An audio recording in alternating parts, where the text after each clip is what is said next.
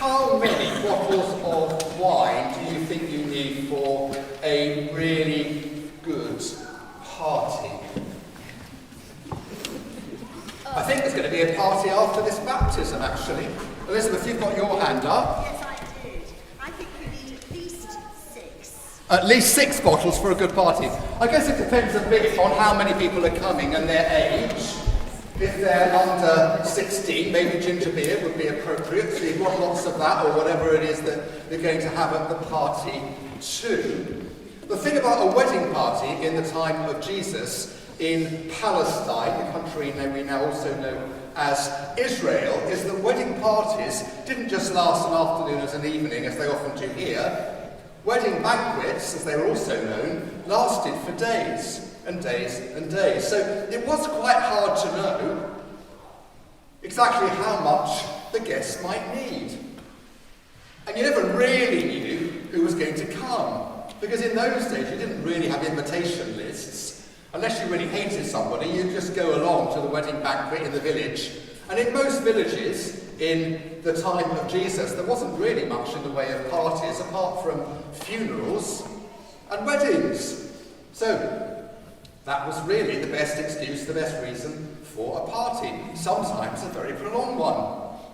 So Jesus and his disciples end up at this wedding party with Jesus' mother Mary in a place called Cana in Galilee. You've probably heard the story before. But just to be clear, they have run out of wine.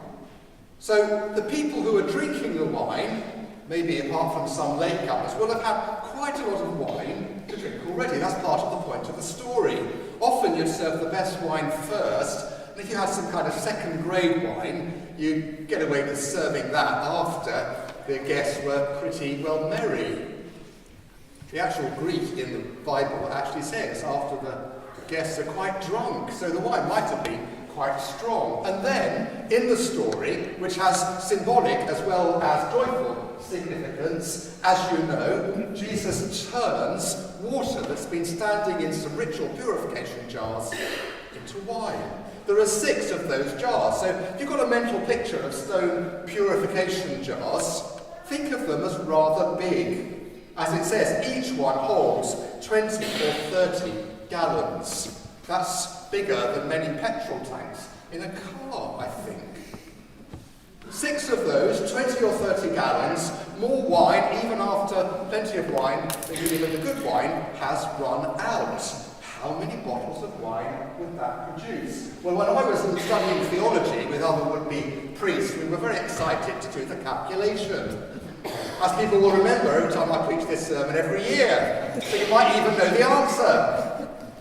And we worked out that it's between 70 and 100 bottles, about 12 cases, depending on whether it's 20 or 30 gallons per jar. So that's plenty of wine for a pretty good party.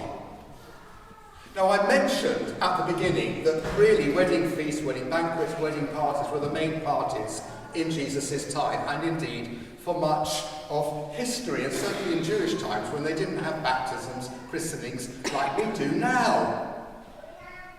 These parties went on a long time, and when Jesus spoke about the kingdom of heaven and being reunited with his Father in a new heavenly world where sin and sorrow was no more, the thing he usually compared it to was a wedding banquet.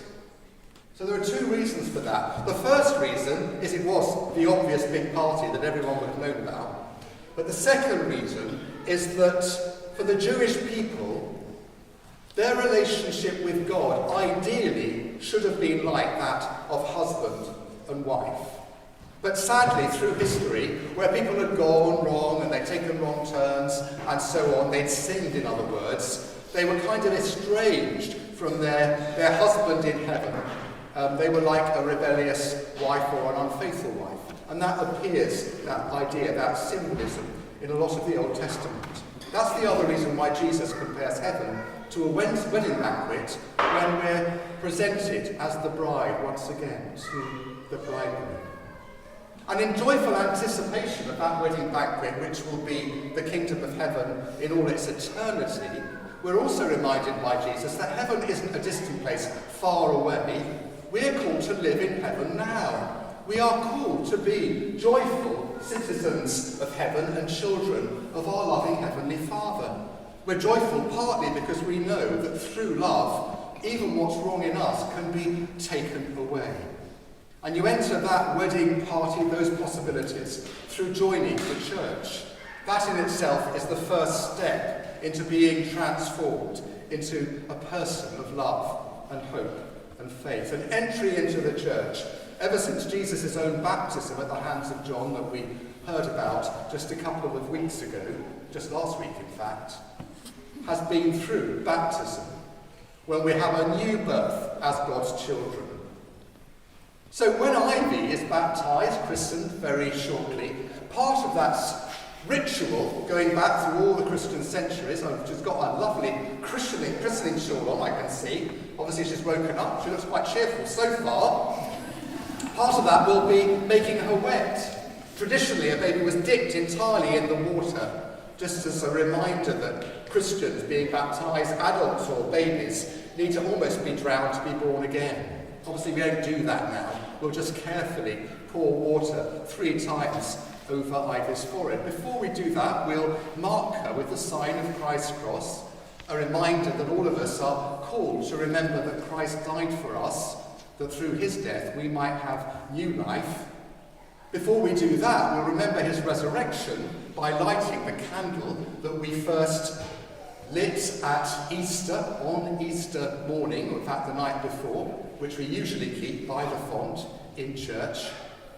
And at that point, we'll ask people who can make promises on Ivy's behalf, her mum and her godparents, to make promises on her behalf that she will grow up to be a faithful servant and child of God.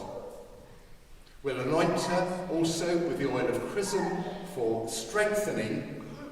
And at the very end of the service today, we'll take a light from that Easter candle and we'll give it to Ivy as a reminder that she's called to be a light in the world.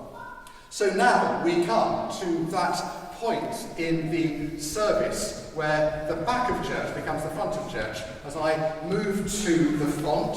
And if you could turn and face the font, if you possibly can. If you can't see anything, come out into the central aisle or come down the sides so everybody gets a good view as our service continues.